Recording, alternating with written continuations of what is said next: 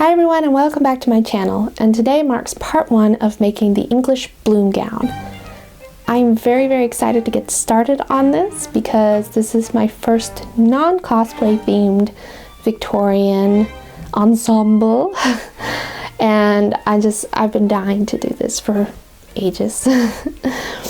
So what are we doing today? We are going to be going over the Gore underskirt. I will be following Truly Victorian's pattern. And yeah, that's pretty much what we're doing. I will be doing a polonais for the rest of the gown, but that's something we talk about in our next video, not in today's. But before we get started, let's go over the inspiration fashion plate for this design. Now my color scheme is going to be quite different, but I really did like the look of the contrasting trim, the floral underskirt, and the more simplistic fabric for the polonais. Also, I had this perfectly beautiful floral fabric that I've had 4 yards of for ages. It's totally discontinued and I had no idea what to do with it, and this just seemed perfect. I did unfortunately have to go and buy the rest of the fabrics to go with it, but I think overall it's just got a really nice spring feel to it, and I think we're all ready for spring. I don't have too much else to talk about in this intro video. As always, if you like my content, make sure you subscribe and click that notification bell, and of course make sure you check in to the next video to see the final look of the whole ensemble that we are making. Without further ado, I guess let's just get started.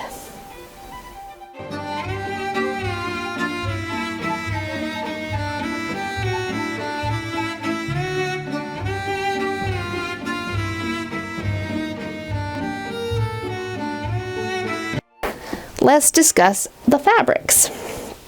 So, for the underskirt, I'm going to be using this lovely rose floral style fabric, which I've had for ages, and quite honestly, this is the reason I've decided to do this dress.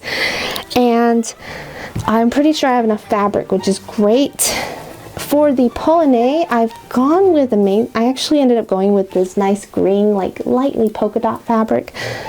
It does match pretty well, I think, and I think it'll be a nice, just a slight contrast, enough to bring out everything. For the like solid trimmings that's sort of on the fashion plate in maroon, I'm going to actually be going with a nice dark pink, which complements the green very well and matches up with some of the pink in the floral. So I think we're good for fabrics, and yeah, I think it's going to turn out very nice and spring looking, which I'm very excited for. So the first thing I'm going to do is I'm actually going to start on the Gore skirt. So we'll put these two fabrics to the side for now, and I'm going to actually put my book to the side because, as I said, we're going to be using our Truly Victorian pattern for the Gore skirt. And because I am using a pattern that already exists, I'm kind of going to be very brief on some of the instructions. I'll probably only go over the more complicated ones, but the nice thing is the Truly Victorian's Gore skirt is pretty straightforward. Well, really, I guess most of the underskirts from the time are actually very straightforward, but yes, I will go over some of the more complicated steps. So I'm excited. Let's get started. So as always, the first step is to cut our fabric out, and in case you are unfamiliar with the Gore skirt, it is in 4 pieces. Essentially, in Victorian sewing, Gore means peace.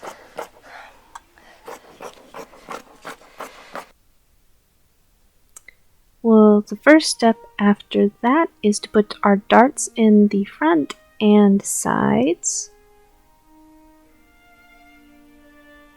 Now I like to do my seams French seam style, so I'll go over that real quickly. So you sew the wrong sides together, then after that we will trim it very close, as close as we can. And then we will put them with the right sides together, pressing that flat, and you'll sew again. And this way you get no raw edges on the inside, and it looks very nice and tidy. This was a very traditional Victorian style to do. Just like why I like doing it. And here you can see what it looks like on the inside. There's no raw edges, and it's nice and smooth on the outside. And it's really not bulky, but if you think it's bulky and you have flatlined your skirt, then you can always fell it down to the flatlined lining. And I just want to show where the placket is. You can definitely do a French seam there too. I just sewed it up a little ways past where I had not done the French seam, and then I did a double rolled hem for the placket. And here's how the skirt's coming out so far. I kind of wish I actually hadn't made my placket so long. And I realized I kind of skipped over what I did to the back piece to attach it to the waistband, but basically I just did pleats.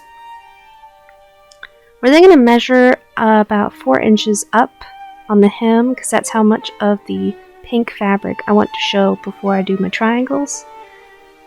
After I marked everything, I then put pins in to help me better see, and I just cut that amount off the hem. This was very tedious and time consuming. And then I cut about a 10-inch strip, and I just measured out how much, like how long it needed to be to fit the skirt. And then begins the long process of pinning multiple times. So first I pin it roughly to the skirt to make sure I have about the 4 inches equally around. I also didn't show, but I've already gone ahead and hemmed the pink bottom. Now this is the inside, and what I'm doing here is I'm just rolling the top under so that there's not a raw edge that'll be sticking out. And that's where we're going to sew it. And just make sure that your bobbin is the color of the skirt, not the contrast fabric. But as you can see here, it's not very noticeable. But now I'm going to go ahead and make my triangles. And the way we do this is I cut a straight line up.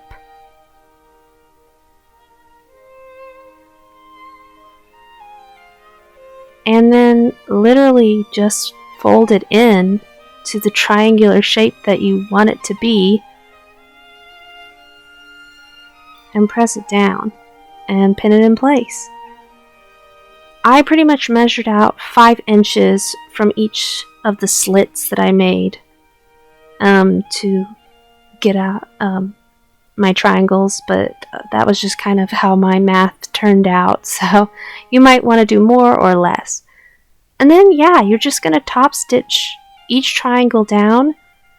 This, because I was so careful with the pinning, this went so much faster than I really thought it would, and it wasn't as hard as it might look.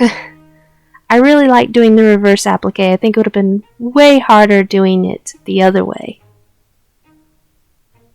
And that's pretty much it. So yeah. As you can see, there's those pleats in the back. And here's the reveal. So she may not look like much on her own, but I'm really digging it, and I can't wait to finish the rest. So hope you guys will check in on the next video to see the final results. Until then.